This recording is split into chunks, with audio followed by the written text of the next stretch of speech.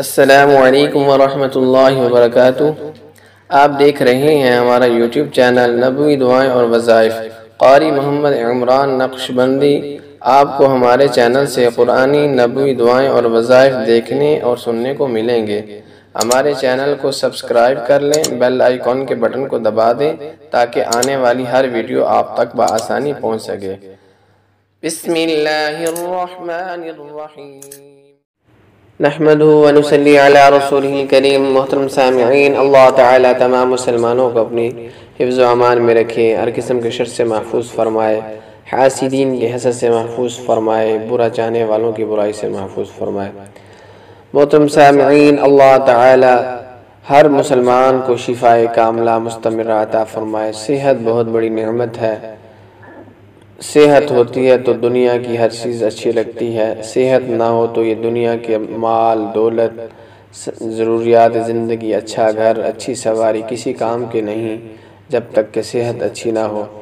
صحت اچھی ہو تو روکھی سوکھی کھا کر بھی انسان اچھی زندگی گزارتا ہے، صحت ٹھیک نہ ہو تو انسان پریشان ہوتا ہے۔ محترم سامعین، آج کی دعا اور وظیفہ قرآنی وظیفہ ہے اور شفا کے بارے میں ہے۔ آیات شفا ہیں، جو اس کو سنے گا پڑھے گا اور انشاءاللہ تعالی اللہ تعالیٰ اس کو شفا عطا فرمائیں گے۔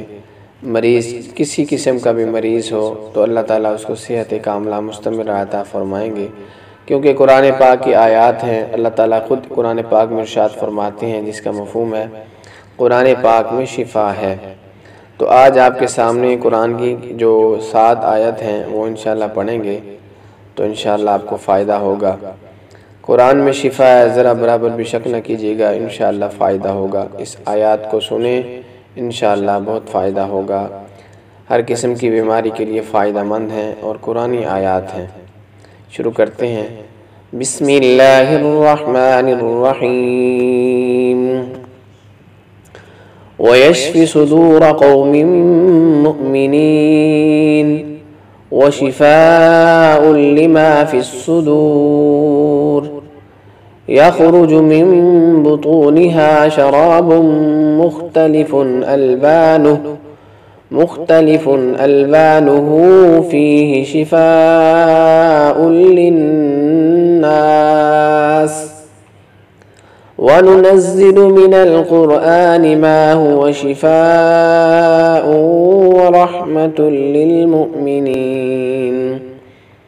وَإِذَا مَرِضْتُ فَهُوَ يَشْفِينِ قُلْ هُوَ لِلَّذِينَ آمَنُوا هُدًى وَشِفَاءٌ وَيَشْفِ صُدُورَ قَوْمٍ مُؤْمِنِينَ وَشِفَاءٌ لِمَا فِي الصُّدُورِ يَخْرُجُ مِن بُطُونِهَا شَرَابٌ مُخْتَلِفٌ أَلْوَانُهُ فِيهِ شِفَاءٌ لِلنَّاسِ وَنُنَزِّلُ مِنَ الْقُرْآنِ مَا هُوَ شِفَاءٌ وَرَحْمَةٌ لِلْمُؤْمِنِينَ وَإِذَا مَرِضْتُ فَهُوَ يَشْفِينِ قُلْ هُوَ لِلَّذِينَ آمَنُوا هُدًى وَشِفَاءٌ وَيَشْفِ صُدُورَ قَوْمٍ مُؤْمِنِينَ وَشِفَاءٌ لِمَا فِي الصُّدُورِ يَخْرُجُ مِن بُطُونِهَا شَرَابٌ مُخْتَلِفٌ أَلْوَانُهُ فِيهِ شِفَاءٌ لِلنَّاسِ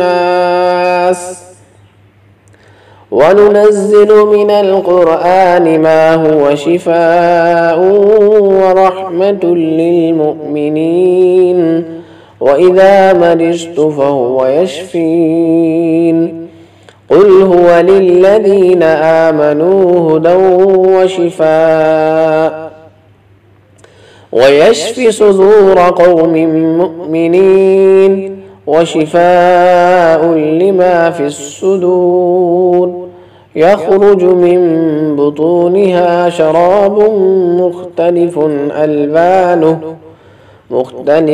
أَلْوَانُهُ فِيهِ شِفَاءٌ لِلنَّاسِ وننزل من القرآن ما هو شفاء ورحمة للمؤمنين وإذا مرضت فهو يشفين قل هو للذين آمنوا هدى وشفاء ويشفي صدور قوم مؤمنين وشفاء لما في الصدور يخرج من بطونها شراب مختلف ألوانه فيه شفاء للناس وننزل من القرآن ما هو شفاء ورحمة للمؤمنين وإذا مرضت فهو يشفين قل هو للذين آمنوا هدى وشفاء ويشفي صدور قوم مؤمنين وشفاء لما في الصدور يخرج من بطونها شراب مختلف